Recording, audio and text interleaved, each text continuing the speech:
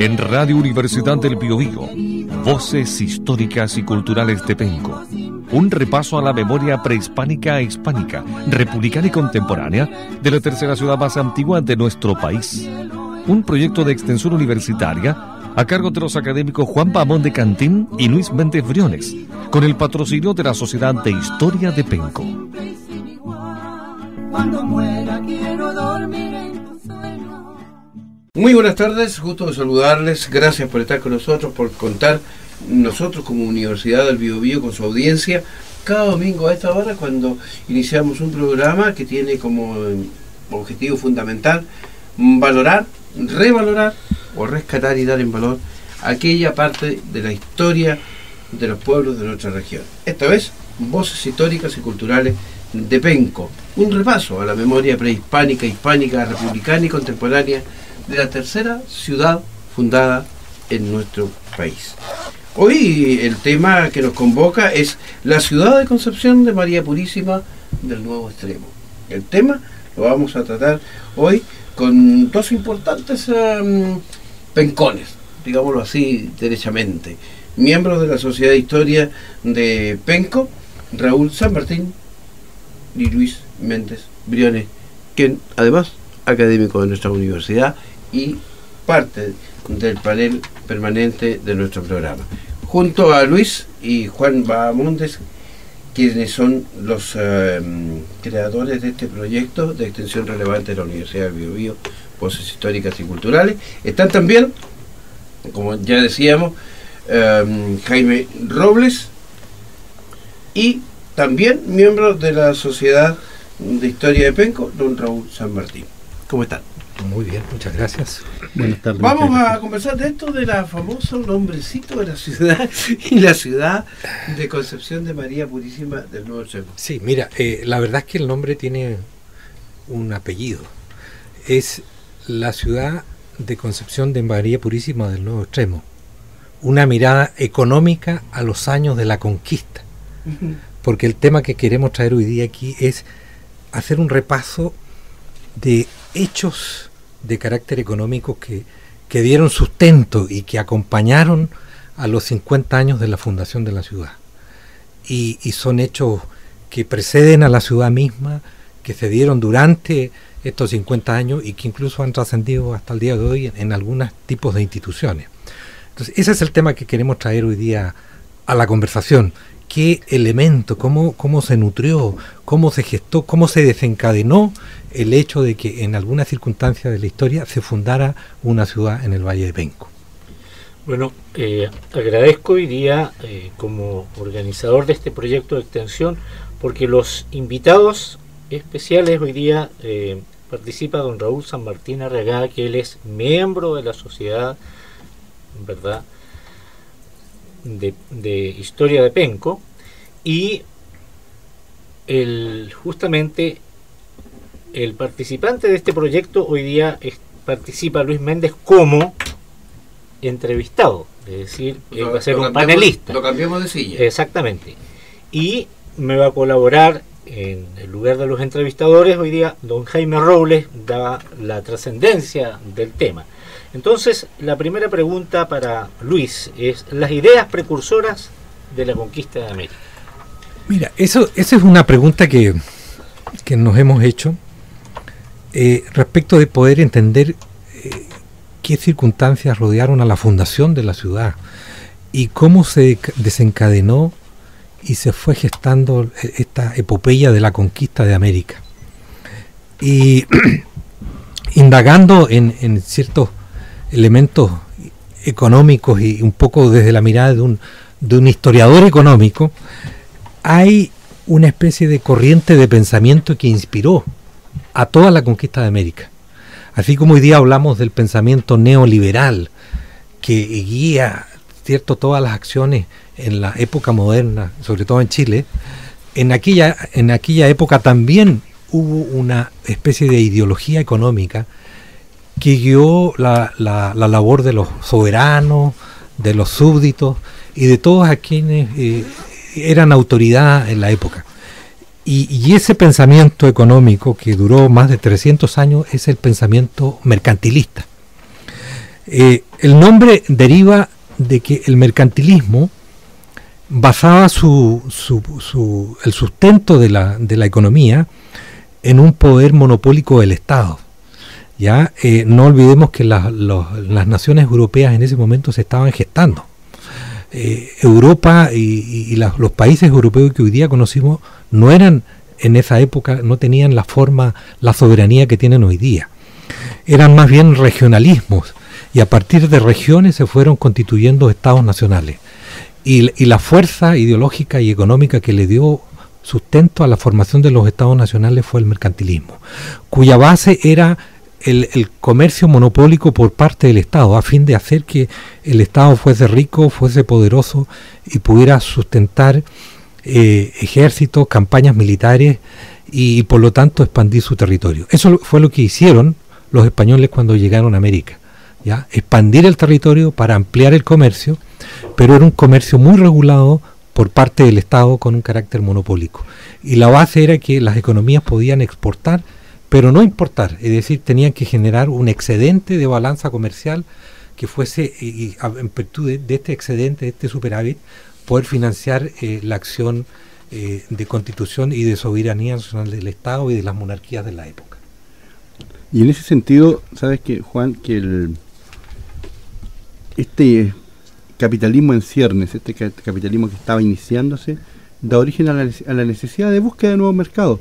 Tanto así que hay un autor por ahí venezolano que decía, se llama Arcila Farías, en un pequeño artículo decía: el descubrimiento de América es hazaña del capitalismo, más que hazaña de Cristóbal Colón, dando a entender que aquí fue la necesidad de la búsqueda de nuevas rutas comerciales, la necesidad de buscar más comercio, el que en definitiva hace que los españoles lleguen a esta América desconocida.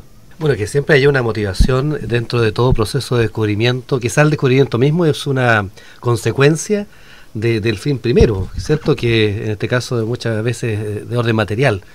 Por decir algo, hoy día cuando hablamos de los viajes espaciales, lo que se anda buscando es dónde vamos a vivir después que dejemos la Tierra. ¿Ah? Hay un fin último. Acá, en la época de la conquista, el descubrimiento de América y la posterior conquista de este territorio que denominaron América, claramente el interés pasa por enriquecerse a costa de los recursos que se encontraron en estas tierras. ¿Ya? Y como bien dice Raúl y lo comentó al principio Luis, el que el día de mañana tuviéramos la ciudad de Concepción instalada donde hoy vive Atapenco, es no el final, sino que el tiempo medio de un proceso que comenzó pero muchísimo antes, pero que responde en definitiva a un objetivo similar al inicio, que es la búsqueda de la riqueza. En unos casos la riqueza material, el oro, y en otro caso la riqueza por la tierra, y en definitiva algo que nos afecta mucho hasta nuestros días, que es la riqueza a partir de la propiedad de la persona, en este caso del aborigen, a través del sistema de encomiendas.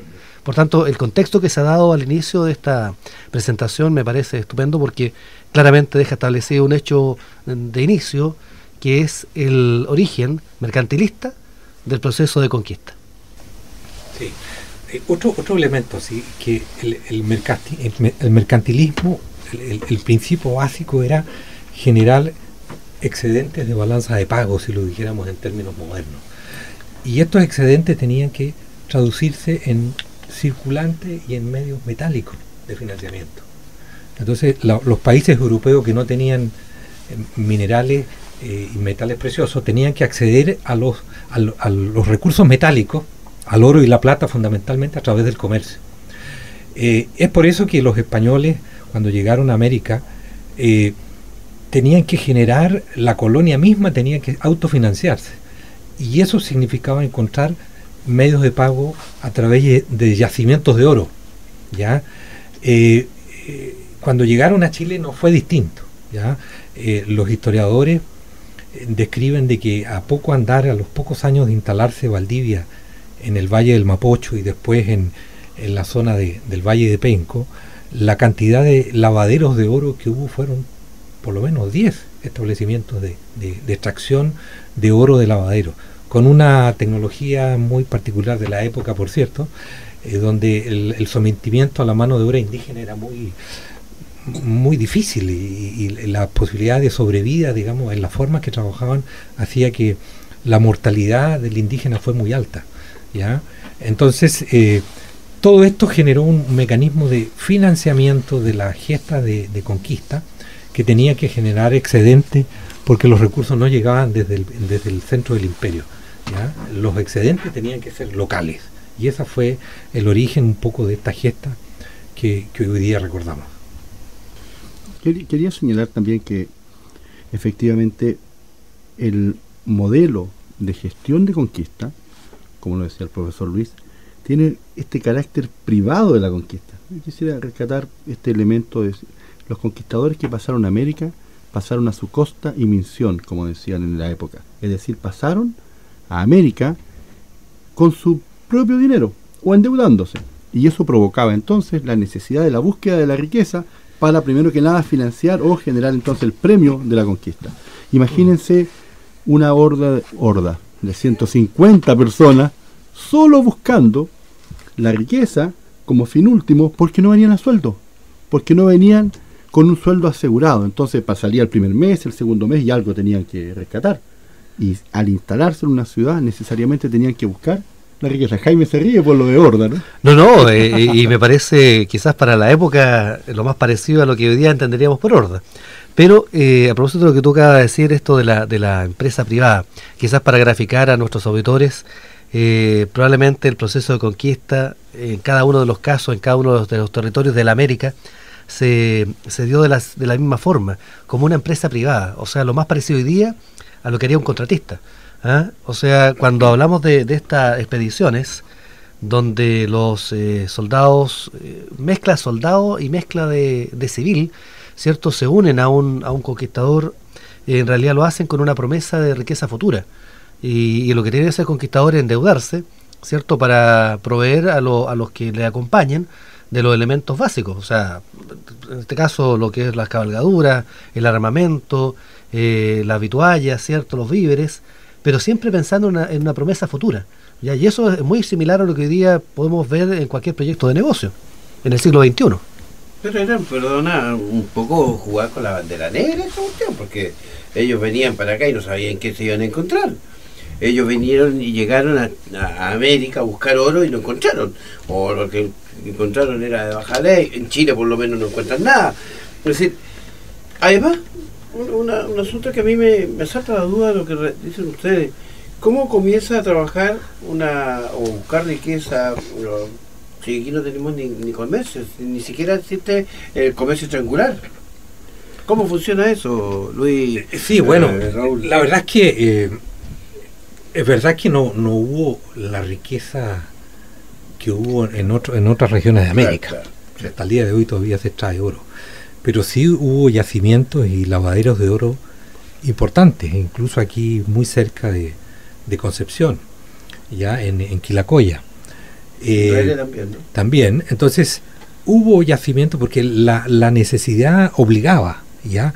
Ahora, claro, con los criterios de rentabilidad modernos, esos yacimientos hoy día no se explotan, pero en aquella época sí que generaban excedentes y con los costos de mano de obra que eran casi cero, porque la mano de obra era parte de la naturaleza.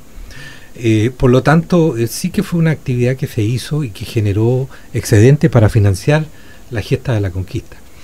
Ahora, yo creo que hay un segundo elemento ya un poco de carácter más religioso, ya, que llevó al conquistador a asentarse en estos lugares, y que es que ellos venían imbuidos por una especie de espíritu de cruzada. No olvidemos que en España, cuando se produce la conquista y el descubrimiento de América, los reinos de Castilla y Aragón acababan de derrotar a la dominación musulmana en la península española.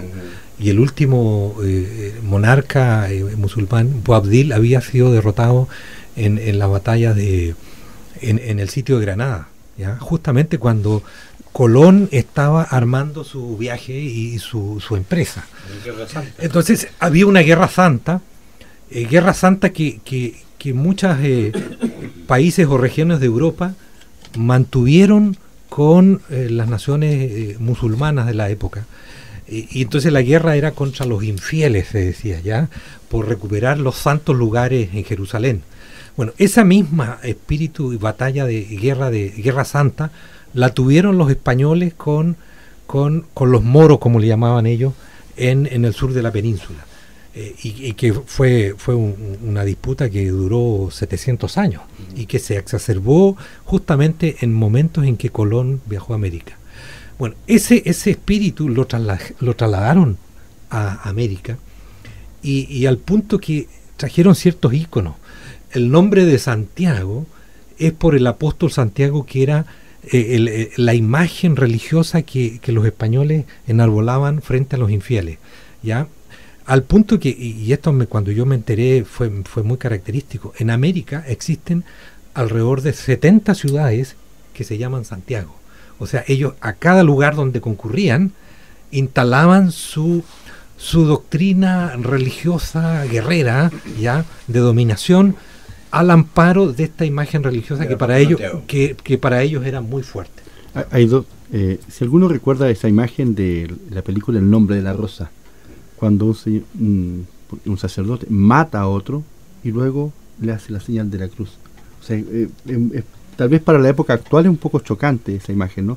Pero fíjate que la misma, cuando Cristóbal Colón firma el acuerdo comercial con los reyes de España, porque en definitiva eso es, que se llaman las capitulaciones de Santa Fe, ahí se establecen cómo va a ser el reparto de la riqueza. 9 décimas partes para la corona, 1 décima para Cristóbal Colón, puesto que la corona financiaba la empresa. Pero también se establecía la obligación de la evangelización. Entonces, esta combinación, este sincretismo de la religiosidad por una parte, este espíritu de cruzada por un lado, y por otro lado, el afán del negocio y el comercio, estaban vinculados desde el inicio de la conquista. Sí. Vamos a la primera pausa musical, ¿les parece? Vamos a propósito de Penco y de los mapuches, escuchemos una canción que se llama así justamente, Penco Mapuche, el conjunto Peguco.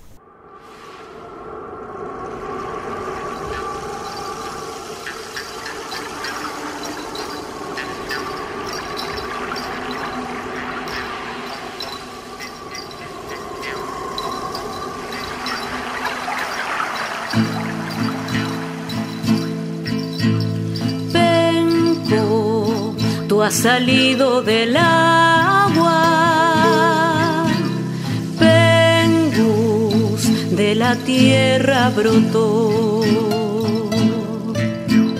vida cultivada con vida, hombres de la tierra y están pronto detrás de la colina, el hierro sangrará el corazón. Humos que te dieron la vida, juntos resistiendo estarán. Es el agua de Peumo, Penco de Mapuche nació, de Mapuche vivió, es Mapuche, es Mapuche, es Mapuche, es Mapuche.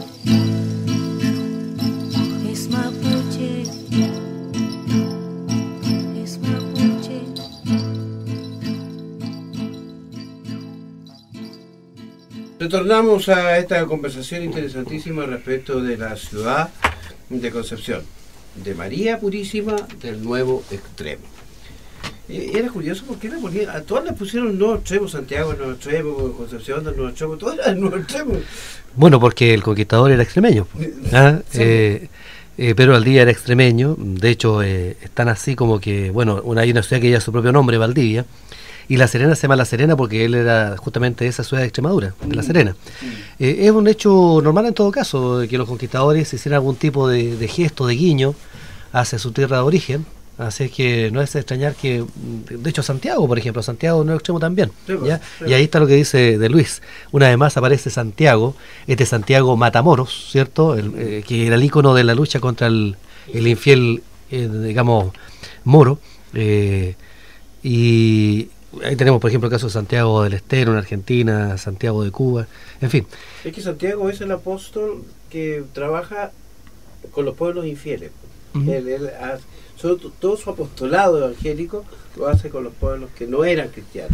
Ahora bien, quería hacer una referencia a la canción que acabamos de escuchar. También pertenece a uno de los conjuntos muy conocidos en Penco Peguco, del Magisterio de Penco, y la canción se llama Penco Mapuche, corresponde a la autoría de Gisela Hernández. Y esta canción me parece muy atingente a lo que estamos discutiendo hoy día, porque estamos hablando del origen de Penco, y más que de Penco, de Concepción, en el Valle de Penco. Y este Penco que hoy día es un nombre que haya digamos, llevado al castellano, no es el nombre mapudungún original. Mapudungún sería Penguco. Ya la derivación nos lleva a Peguco, y más aún en el habla castellana viene a ser Penco.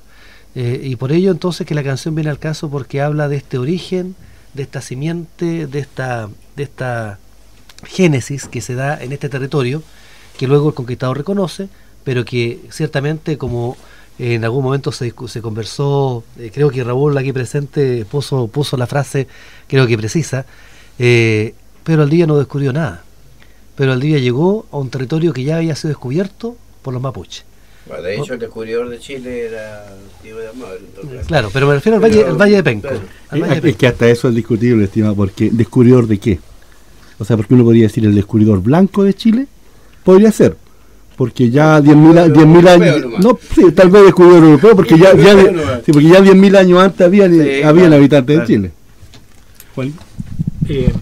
Me gustaría seguir con este tema, que es muy interesante porque los minutos pasan muy rápido. Las razones de la fundación y emplazamiento de la ciudad de Concepción. Sí, ese también es un tema muy interesante, porque el conquistador, desde que llegó al Valle del Mapocho, venía, él avanza, imaginemos la época, no habían caminos, ni habían carreteras, ni ningún medio de transporte facilitaba la labor. Entonces el conquistador se ayudaba de los propios indígenas. ¿Ya? Ellos le iban orientando los distintos senderos del bosque por donde tenía que transitar para acceder a los lugares que él quería conquistar. Ahora, ¿cuál es la circunstancia ya, yo diría, de carácter geopolítico que llevó a ubicar una ciudad en este territorio? Hay dos hechos que definen esa circunstancia. El primero fue lo que los historiadores describen como el Tratado de Tordesillas, que fue la separación, un acuerdo a instancias del Papa, que estableció que los territorios descubiertos entre la corona española y portuguesa debían separar aguas y en el fondo repartirse el mundo, ¿ya? El mundo por descubrir, ¿ya? Los portugueses a partir de este tratado obtuvieron todo lo que es la costa de África, y los españoles la vertiente de América, de lo que era el océano, la mar océano, como le llamaban en ese tiempo, ¿ya? Ese fue un tratado que dividió los territorios entre la corona española y portuguesa. El segundo hecho fue el descubrimiento del estrecho de Magallanes en el año 1520 o 26, que fijó las posibilidades de navegación segura entre el Atlántico y el Pacífico a través de un canal. Descubren un océano. Y descubren un océano. Entonces, el poder pasar del Atlántico al Pacífico por una vía segura de navegación era una circunstancia favorable para el comercio y para las naves de la corona española, pero no debía hacerlo para las naves y las potencias enemigas de España. Por lo tanto, se trataba de llegar conquistando y estableciendo soberanía territorial lo más al extremo sur del continente, y eso significaba avanzar hacia el estrecho de Magallanes y establecer control y soberanía del estrecho. Esa era la teoría, digamos, ¿ya? Como no habían mapas ni GPS como lo tenemos hoy día, ellos creían de que el estrecho de Magallanes estaba a la vuelta de la esquina. Entonces fueron fundando ciudades. La fundación de la ciudad de Concepción es parte de la fundación de alrededor de 18 ciudades que en un lapso de 50 años se fundaron. Podemos citar, Santiago primero, Concepción, La Imperial, Valdivia, Osorno, Villarrica, en el lado argentino hoy día, San Juan, San Luis, y así, muchas otras. Entonces fueron estableciendo bastiones de control de territorio para poder llegar lo más al extremo sur del continente. Ya, esa primero es. Y lo otro es que, naturalmente la bahía de Concepción ofrecía una condición de estratégica muy importante. En las crónicas de Valdivia, como buen romántico, obviamente que exageraba las virtudes que tenía el territorio y hablaba de los recursos, de los peces, de la fauna, de la flora, y le escribía a Carlos V, el rey de España, todas las bondades que tenía esta región. Pero él dice, mire, esta es la mejor bahía de las Indias, y porque naturalmente tenía un sentido geoestratégico militar muy importante. Porque además Valdivia venía acompañado por el capitán Juan Bautista Pastene, ya que él venía por tierra, y el capitán Pastene en un navío le prohibía de los pertrechos y de los medios de los elementos de transporte más difícil de traer a través de la navegación. Entonces lo venía acompañando a este esfuerzo de conquista hasta llegar a este lugar del territorio. Además de que, dicho sea de paso, actualmente la bahía de Concepción es la más grande y más segura del Pacífico. Después Fíjate que respecto después de Cartagena de Indias. ¿Cómo se llama la norteamericana que está en el Pacífico? San Francisco. El gran puerto. Se me ha olvidado en este momento, pero es la más grande y más segura del Pacífico. Y eso Valdivia lo vio a la primera, el capitán Pastene se lo dijo contigo. Bueno, sí encontró que era estratégicamente la óptima, pero Valdivia, creo que la historia ratifica aquello, porque por algo la segunda zona naval está emplazada precisamente en esta gran bahía de Concepción. Sí, yo quería el puerto militar, el primer puerto militar de Chile es Talcahuano. Exactamente. ¿Sabes qué? Respecto a los temas que plantea el profesor Luis Méndez, quería señalar o poner acento en dos aspectos. Primero, el tema del Tratado de Tordesillas que señalaba esta división, este reparto del mundo entre las potencias. La verdad que con este Tratado de Tordesillas, o antes del Tratado de Tordesillas, en realidad con la Bula Intercetera del 1493, mayo del 1493, cuando el Papa Alejandro VI hace este trazado y dice, de aquí hacia acá esto será de España, lo que está estableciendo en sí es la propiedad de estos terrenos y estos territorios en manos de la corona española. Y sin concurso ni sorteo, ese día, todos los indígenas pasan a ser súbditos de la corona española. Y eso provoca entonces que inmediatamente la corona, y por lo tanto los españoles, se sientan con el derecho de llegar a América y de someter a estos indígenas en la medida que los indígenas tienen que pagar tributación a la corona, como lo hacen a través del trabajo. Y ahí nace entonces la idea de la encomienda, este mecanismo, ¿cierto?, de trabajo obligatorio, que nace a partir de este decreto, esta bula intercetera, que es la bula de donación a la corona española. El segundo aspecto que quería señalar tiene que ver con la fundación de las ciudades propiamente tal. ¿Cuál es la lógica que hay detrás de la ciudad? Efectivamente hay más de 12 o 13 ciudades fundadas en menos de 30, 40 años. Santiago, La Serena, Concepción, y luego... La primera es La Serena, ¿no? La Serena es posterior a Santiago, ¿eh? La Serena es de 1544 y se funda como paso intermedio, precisamente, sí. La primera es Santiago. Luego Concepción, y luego tenemos Villarrica, Valdivia, La Imperial, Osorno, Cañete, Castro, etcétera, Chillán, 1580, y pasamos al otro lado, Argentina también. Pero ¿sabes cuál? A propósito de lo que decíamos al inicio, esto de este carácter privado de la conquista hace que cuando llegan un grupo de españoles, porque claro, españoles venían asusados un poco por las cartas que escribía Valdivia, donde decía que esto era maravilloso, y llegaban españoles y llegaban a Santiago, claro, sin duda, llegaban a Santiago, y ahí estaba todo cubierto. Los indígenas estaban entregados, los solares estaban entregados, los lavaderos de oro estaban entregados, entonces había que venir al sur. Y al sur había que salir de Concepción, y había que salir a fundar otra ciudad. Con 50 españoles suficiente para fundar otra ciudad, y para fundar otra ciudad y seguir fundando ciudades, como peones en un tablero de ajedrez, avanzando hacia el sur, metiéndose en el territorio más peligroso, donde había más indígenas. Alguien podría decir, esto es una contradicción. O sea, ¿por qué se meten en el territorio más peligroso? ¿Por qué se meten en las patas de los caballos? pero ahí es donde habían indígenas, en Villarrica, en la Imperial, es donde estaban los lavaderos de oro. Entonces, era la necesidad del sustento de la conquista, la que llevaba a que hubiesen más españoles fundando ciudades, ciudades pequeñas, y la que generaba el germen de su propia destrucción. La debilidad de la conquista es la dispersión de las fuerzas, pero la necesidad de la conquista es la dispersión de las fuerzas también. Es una situación que termina con Curalaba, Jaime. O sea, bien que correr el riesgo, ¿no? Exactamente, que termina con, como tú llamaste en el programa anterior, en el desastre Curalaba, o como algunos mapuches podrán decir, en la victoria de Curalaba. En definitiva, ¿cierto?, la destrucción de las 7 ciudades al sur del Biobío, y que precisamente la destrucción se provoca por esta debilidad de avanzar hacia el territorio mapuche. No siempre es muy bueno entonces tener los huevos en altas canastas. Claro, Yo tiro por la culata. claro, ahora viene el comentario que hace Raúl y tiene que ver también con esta visión donde la Sociedad de Historia de Penco también está interesada en revisar la historia, no para cuestionarla, porque la historia está escrita y difícilmente vamos a averiguar algo que pasó hace 300 años y tratar de despejar aquello que es cierto de lo que no es cierto o que es menos exacto, por decirlo así. Pero me refiero a lo siguiente: cuando se habla del desastre Curalaba de 1598, esa es la denominación que el castellano le ha dado al hecho, porque claro, todas las ciudades del sur del Biobío se ven destruidas y es un desastre para el conquistador. Sí. Pero desde la visión del mapuche, y Penco es territorio mapuche originalmente, ¿cierto? Claro, ¿por qué no llamarle entonces a ese desastre de Curalaba el triunfo de Curalaba?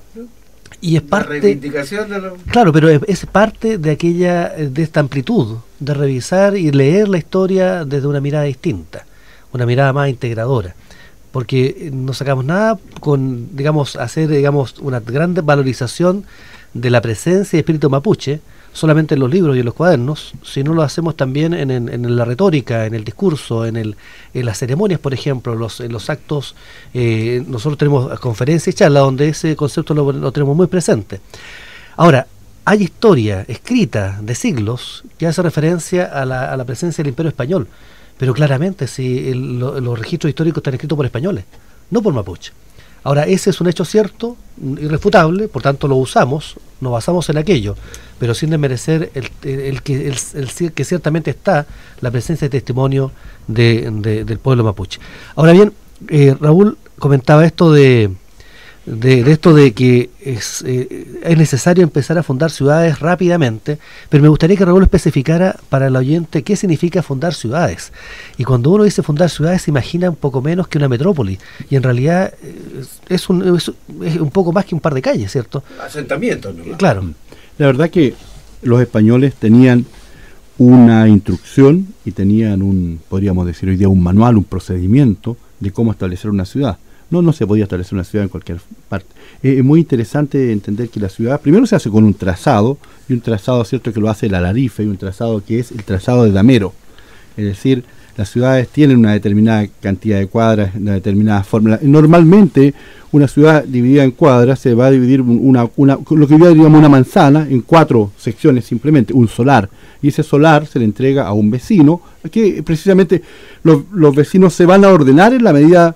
Desde la plaza va a estar al centro de la ciudad, que será un peladero, derechamente un peladero. La plaza de armas es un espacio simplemente para hacer ejercicio de armas, y en torno a esa plaza estará el, comilla, palacio del gobernador, o sea, una chocita un poquito más arreglada, la catedral, y luego, cierto, un par de edificios públicos que posteriormente serán, no sé, el cabildo, por ejemplo, y posteriormente entonces los solares. ¿Quién toca los primeros solares? ¿Quién toca estas primeras cuartos de manzana? Los tocan aquellos conquistadores que se pusieron con más en la conquista. Un Rodrigo de Quiroga en Santiago, por ejemplo, aquellos que son, cierto, que ayudaron a financiar incluso esta empresa privada. Luego, aquel que no toque solar simplemente deja de ser vecino, no es vecino. Se acaban los solares y en definitiva tendrá que salir a fundar una nueva ciudad. El vecino tendrá que ser vecino, y este es un dato muy importante, y tendrá que además defender la ciudad. Es decir, aquí no hay un ejército aparte que defienda la ciudad. Hasta 1602 por ahí, cuando llegan platas del gobierno central, podríamos decir, llega el Real Situado, y el don Alonso Rivera se hace famoso, porque claro, como le financiaron la conquista, entonces pasa a ser ahora más famoso, porque y comienza a tener un ejército profesional. Exactamente, entonces... Eso marca. Sí. Otro Sí, Juanito. No, en la misma línea me interesaría saber sobre la población indígena. Sí, mira, esa es una pregunta que probablemente cualquier economista se hace, ya intentando leer la conquista y la historia desde esta mirada. Los recursos que había. Ciertamente la mano de obra indígena era el recurso más importante. Y cuando el encomendero recibía una porción del territorio para poder someterla a explotación, él recibía los bosques, las vertientes, los recursos de agua y también la mano de obra que era parte de la naturaleza, ¿ya? Era el paquete completo, ¿ya? Eso explica, y había una población indígena significativa. Ahora, como el indígena estaba dado en el medio natural, no era necesario traer mano de obra externa, ¿ya? En Centroamérica y el Caribe fue necesario traer mano de obra porque se produjo una crisis demográfica producto de las epidemias y de la mortandad que se produjo a la explotación inhumana de los indígenas. O sea, los indígenas se murieron. Y esta mortalidad tan alta obligó a traer mano de obra esclava desde las costas de África y generó todo el tráfico negrero y de esclavitud en Centroamérica. Perdón, Luis, pero yo no quiero dejar pasar una frase que tú dijiste y que a mí me parece que no es tan exacta. Dice, los indígenas se murieron. Los indígenas fueron arrasados por los conquistadores, fueron asesinados, acribillados y perseguidos y los eliminaron. Sí, bueno, a ver. O sea, no se murieron. El profesor de historia, don Raúl San Martín, nos puede ilustrar un poco más. Sí, efectivamente, Silvio Zavala, historiador mexicano, habla de la catástrofe demográfica en América. Y efectivamente los indígenas murieron no de muerte natural, murieron por las pestes que los españoles traían, por las enfermedades, murieron por el maltrato que había en los lavaderos de oro particularmente, murieron en la guerra también, y también murieron, y aquí Silvio Zavala, había otro autor que decía, murieron por el desgano vital, porque se genera una situación de un cambio de mundo, o sea, efectivamente de una situación muy difícil para tal vez para nosotros entender. Y no era mucho tampoco. Y sabes que, mira, se calcula que en Chile, Mellafe, por ahí habla de aproximadamente 1 millón de indígenas. Cuando hablamos de Penco, la zona, uno no podría hablar de la zona de Penco, pero diríamos al sur del Maule, unos 500.000 por lo menos, y acá son un poco más, ¿ya? Pero en Chile se dice que no había más de 1 millón de indígenas. En 50, 60 años de conquista española y evangelización, aproximadamente sobre 500.000 indígenas murieron, sobre 500.000 indígenas. Es decir, es una cifra sorprendente esta catástrofe demográfica producida por la conquista española, producida porque cuando Luis delante señalaba los recursos con los que los españoles conquistaron, ¿qué recursos tenían? Por ejemplo, las cementeras, las plantaciones de los indígenas. Efectivamente, muchos españoles se apropiaron de la alimentación indígena, y los indígenas tuvieron que huir hacia terrenos, hacia sectores ciertos más inhóspitos en algunos casos. Claro, fíjate que, bueno, no hay, cuando Juan me pregunta el tamaño de la población, es difícil si no hay registro.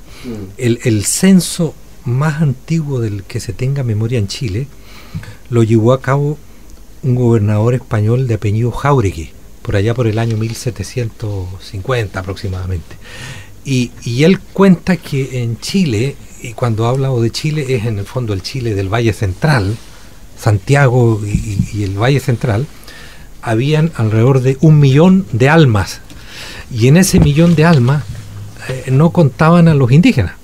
Las almas eran las almas cristianizadas, entonces, claro, entonces es difícil precisar el tamaño de la población, pero haciendo cruces con algunos historiadores, esa cifra de alrededor de entre 300.000 y 500.000 en lo que pudiera ser el valle o la región del Biobío es una cifra muy certera. Yo preguntaba esto y hacía esta referencia para apoyar la pregunta que hacía Juan, porque en el tropical, en los países tropicales, digamos, donde está la mayor cantidad de invasión de esclavos africanos, la población era mucho menor todavía. Claro, bueno, se ha escrito algo sobre la esclavitud negra en Chile.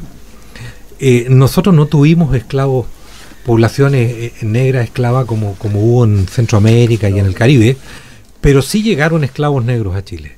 O sea, los conquistadores españoles los traían como ayudantes o como ayudantes de campo. Lo que pasa es que no hay registros porque eran contabilizados como parte de los pertrechos, de los elementos materiales, ¿ya? Entonces, traer un indígena más entre los animales y el equipaje, ahí venía registrado el esclavo. Pero de todas maneras fue poco. Ahora fue poco porque influyente. eran muy caros. Se compraban en los mercados, en el caso de Chile, en Lima, en el Cusco, en el Virreinato del Perú, y traerlos a Chile era muy costoso y por lo tanto muy poco rentable. Es por eso. Y además había mano de obra barata que era indígena, que era mucho más económica de explotar y por lo tanto no se justificaba traer. Entonces hay una razón más económica de por qué no hubo la masividad de esclavos negros en Chile. Vamos a la segunda pausa musical. La Bella Vista. Me suena Tometo. La Bella Vista, el nombre de la canción que vamos a escuchar ahora, también el conjunto Peguco.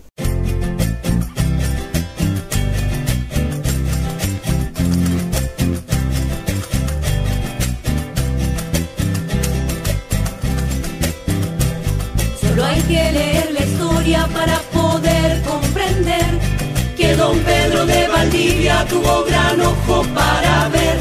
Miren que llegar aquí, a instalarse en este cerro, donde la belleza abunda, donde el paisaje es un sueño.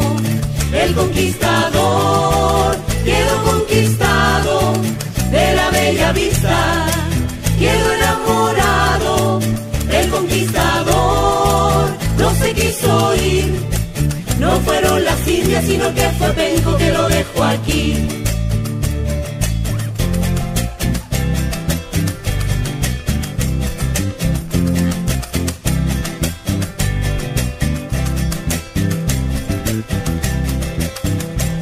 Dicen que venía huyendo el Andaliel lo atacó, porque gente de la tierra dura batalla le dio, pero fue la bella vista que en sus brazos lo acogió, y en una carta para el rey Valdivia se lo contó. El conquistador quedó conquistado de la bella vista, quedó enamorado. El conquistador no se quiso ir, no fueron las indias, sino que fue Penco que lo dejó aquí.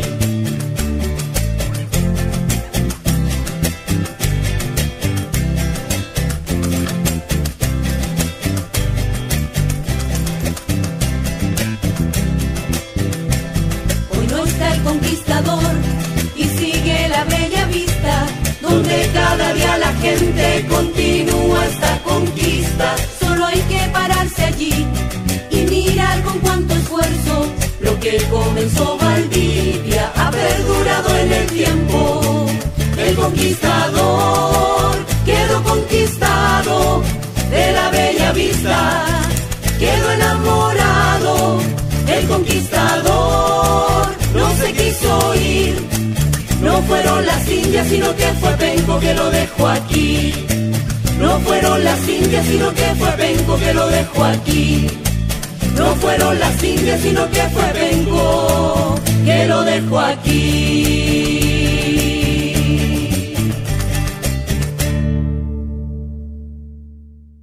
Ahí teníamos el tema La Bella Vista con el conjunto Peguco. Y vamos a preguntarle a Jaime, que es el que conoce más estos temas musicales, quién es el autor y de qué trata. Como bien se dijo, corresponde a Peguco, y Bellavista es el cerro que, bueno, hoy día lleva ese nombre, y que es el cerro al cual llega Pedro Valdivia el 23 de febrero de 1550. Por eso que la canción, al escucharla, hablaba de ese encantamiento que tuvo Pedro Valdivia al llegar a ese lugar, después de una batalla agotadora como era Andalién del día anterior, y desde donde decide establecer 10 meses después una ciudad que se llamó Concepción.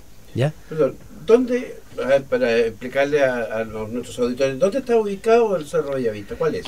En calle Freire, pasado el sector del Liceo, hacia obviamente, hacia arriba, o sea, un cerro, así que bien hacia arriba, subiendo por calle Freire, se va a encontrar con el Cerro Bellavista Sur, se le llama.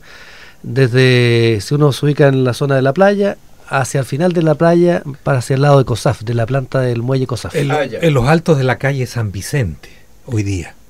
Es que es la continuación de Freire. Es la continuación, claro. Pero el hecho interesante, hoy día uno puede ir hasta allá, puede llegar al mismo lugar y puede apreciar más o menos lo mismo que vio Pedro Valdivia aquel día hace 463 años, el 23 de febrero de 1550. Esa que proyectar el mar un poquitito unos cuantos metros más adentro. Sí. Esa es la particularidad, así que tiene ese valor. Ahora, retomando de la conversación que habíamos dejado pendiente, y quisiera preguntarle a Raúl San Martín respecto de esta relación que hay entre el trabajo gratuito, ¿cierto?, mano de obra barata, porque al final, y volviendo también al concepto de empresa privada de la conquista, donde el aborigen, ¿cierto?, estos aborígenes que están transformados en un concepto, encomienda, en buenas cuentas son también factores de producción, ¿ya? Son factores de producción. Cuando el conquistador se da cuenta que le está pasando lo mismo que en el resto de la América, ¿cierto?, en que se empieza a extinguir este factor de producción, o sea, se le empiezan a morir los indios, empieza a buscar formas de regulación, algo así como un código del trabajo de hoy día. O sea, hay que dosificar este recurso porque si no lo manejamos bien, se nos mueren.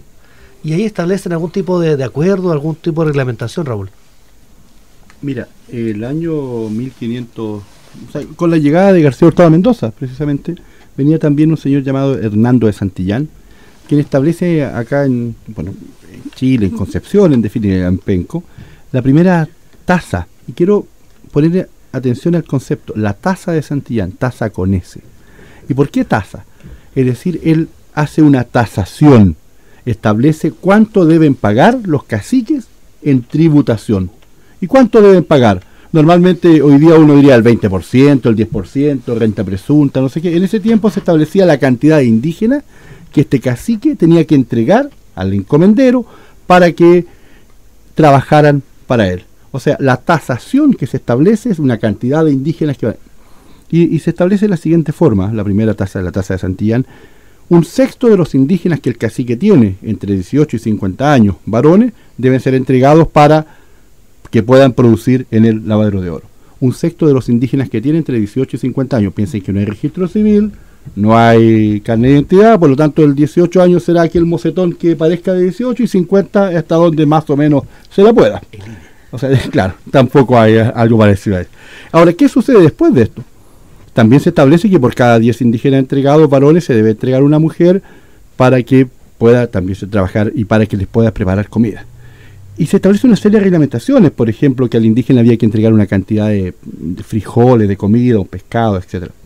Lo interesante de esta tasa es que se establece lo siguiente, que de todo el oro que los indígenas produzcan, un sexto de ello debería ser para los propios indígenas, una especie de inicio de sueldo, de salario, pero que administra el propio español, el propio conquistador. O sea, entonces, pero lo manejo yo. Lo manejo yo y a veces tengo alguna que otra apuro y a veces me autopresto ese dinero.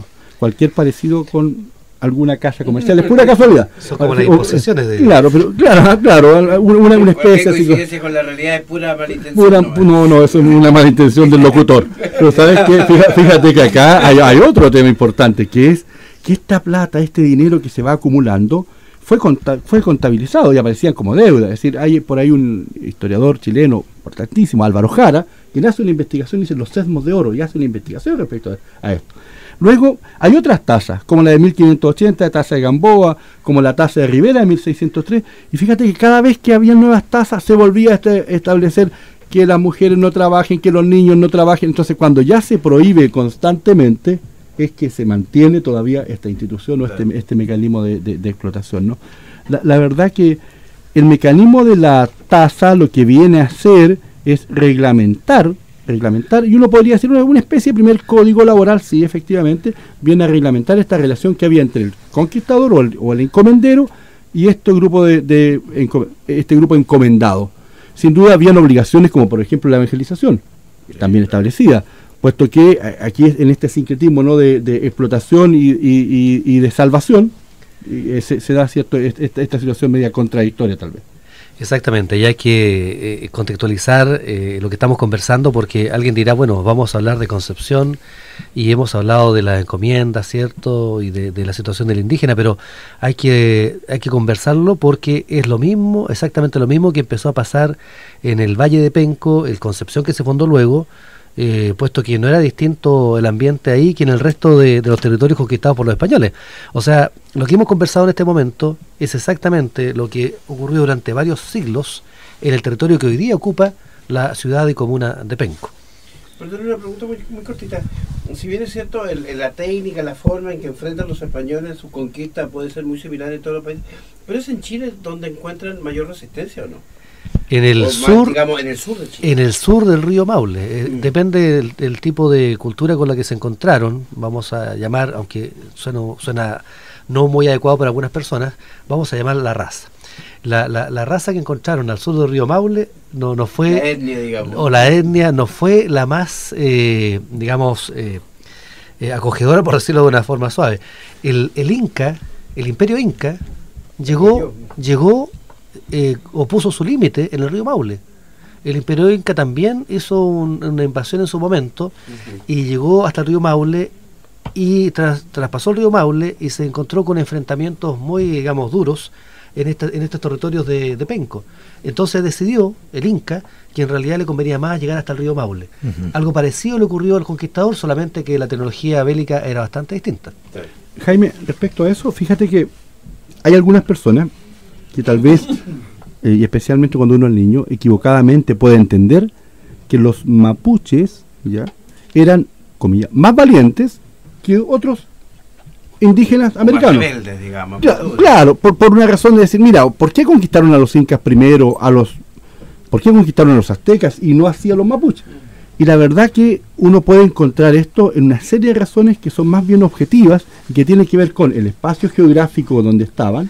Es decir, los mapuches tenían mejores condiciones para enfrentar la estructura piramidal de la sociedad. Es decir, para tomar a los incas había que tomar a Atahualpa o a Huáscar o a quien fuese, ¿cierto? El jefe inca, porque Inca en definitiva es jefe, y con eso caían toda la estructura estatal. Acá no había una estructura estatal, había una desorganización, había una estructura muy dispersa, y eso hacía que podía caer Caupolicán, podía caer Lautaro, podía caer todas las calles de Concepción, y cada uno de los que cayera, cada uno de los toquis, había otro que se levantaba.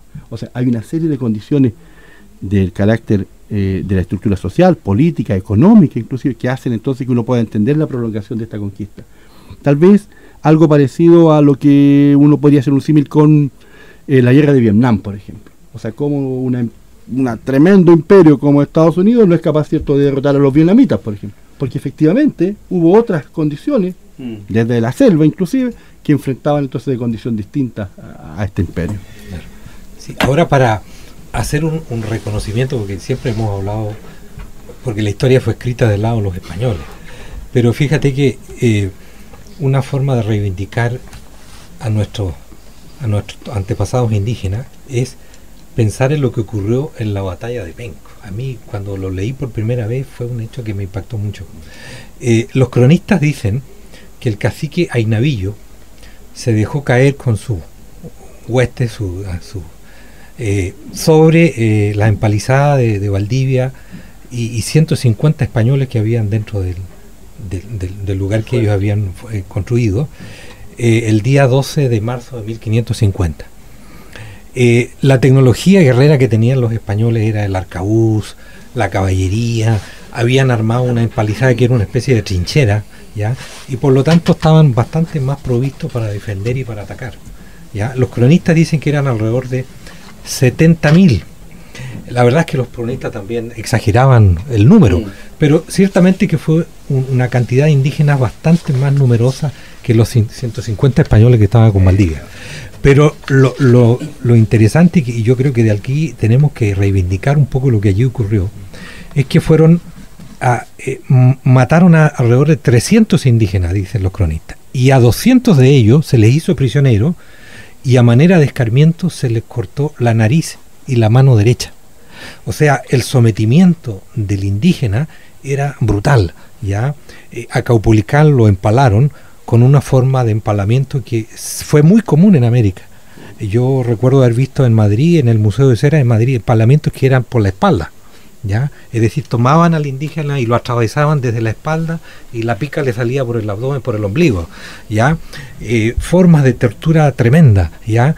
El gobernador García Hurtado de Mendoza, que era un hombre muy religioso, que era hijo del virrey del Perú, llegó aquí con una corte de frailes y de sacerdotes que lo acompañaban, y él se hacía acompañar de la hostia y del palio religioso, pero fue el gobernador que empaló a Valdivia, perdón, empaló a Caupolicán y hacía colgar a los indígenas de los árboles. Y el tipo tenía 22 años. O sea, era una guerra cruel, despiadada, de sometimiento, y eso hizo que nuestros aborígenes se levantaran con todo derecho para defender su dignidad, su fortaleza y su sobrevida. Entonces yo creo que tenemos que rescatar eso y hacerle un homenaje a nuestros indígenas, así como lo hemos hecho con Lautaro, en este caso con Ainavillo también, digamos, habría que... Ellos pensaban que los aborígenes no eran seres humanos. Quisiera complementar en lo que acaba de decir Luis, y justamente en este sentido de hacer un homenaje. Fíjense que si uno se va al canto primero de la Araucana, Alonso Ercilla, quien empezó a escribir la Araucana en Penco justamente cuando llega con García Hurtado Mendoza, a los 7 años de haber ocurrido la batalla de Penco, a los 7 años, o sea, fresquito. El acontecimiento había ocurrido hace muy poco. Además había conversado tiempo antes con Jerónimo Alderete, que fue el lugarteniente de Valdivia en la batalla de Penco. Por tanto, tenía los antecedentes de cómo fue la batalla. Bueno, Ercilla, cuando se refiere a la batalla de Penco, ya hace notar el hecho de que Ainavillo fue el líder por el lado de los mapuches, y lo califica de una forma muy particular. Dice de él: orgullo de los pencones y caudillo. Les invito a los auditores a leer la Araucana de los Ercilla, el canto primero. ¿Y por qué hago referencia a esto?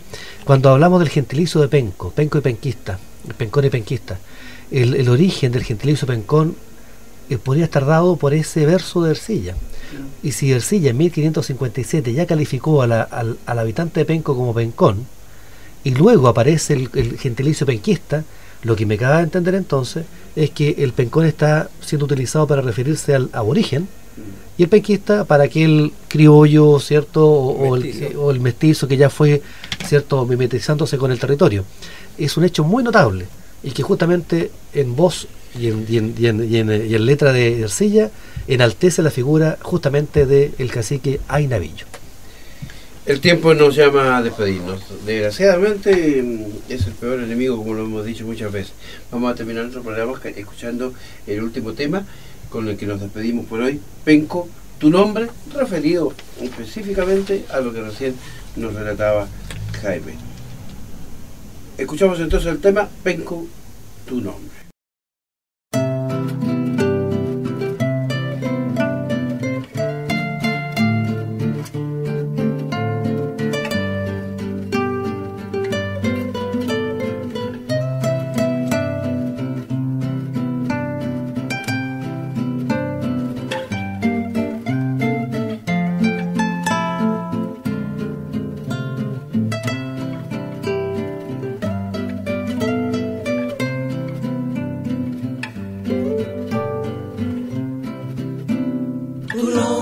Lo canta la tierra, belleza mapuche creó. Valdivia miró tus virtudes, una nueva sangre nació. La fuerza del mar te atormenta y muchos comienzan a huir, pero hay quienes no te dejaron, contigo quisieron vivir. Penco, tu nombre nos muestra tu cuna, tu ayer. Susurros que nos van hablando de tu amanecer.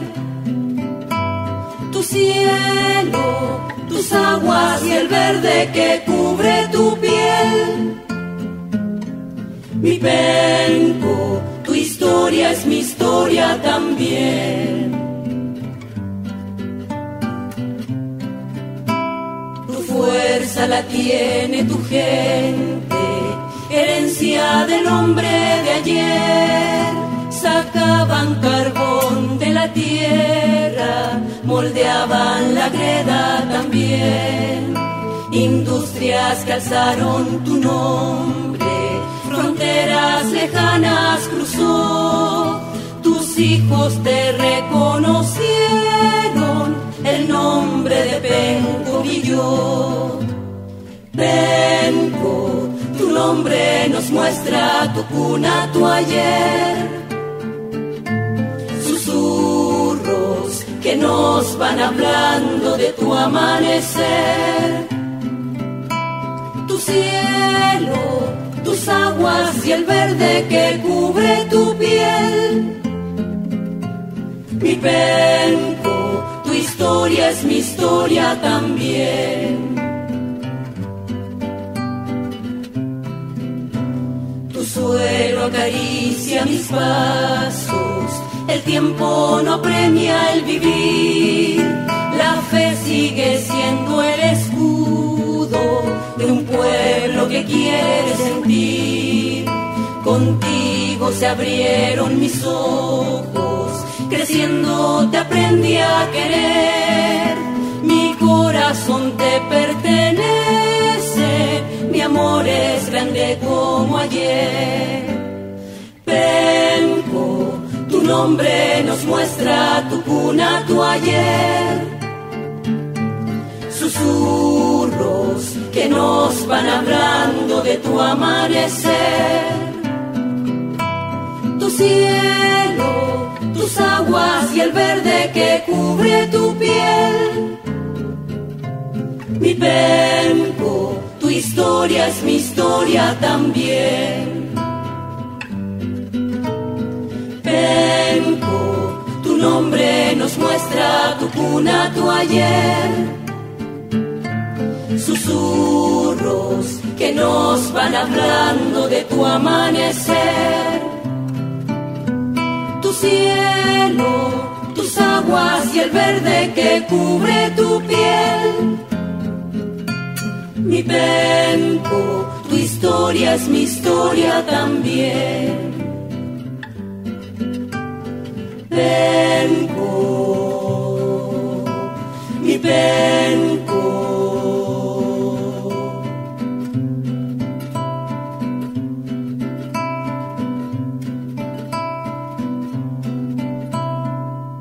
Con este tema cerramos nuestra conversación de hoy. Nos quedan pero una infinidad de puntos que atar. Quisiéramos poder abrochar muchos temas o cerrarlos, pero nos quedan abiertos. Pero sí hubo un primer proyecto sobre la cultura y la historia de Penco, y hoy es el segundo. Nadie le diga que no van a haber ni terceros y cuartos proyectos similares. Nos vamos a encontrar el próximo domingo. Yo le agradezco a Jaime, a Juan, a Luis y también a Raúl esta conversación que nos aclara pero una cantidad enorme de malos entendidos, de malos conocimientos. La gente tiene pero absolutamente perdida la brújula respecto de lo que es la verdadera historia de Penco y también, obviamente, de Concepción. Muchas gracias. Muchas gracias a ustedes. Muchas gracias. ¿No? Hasta el próximo domingo.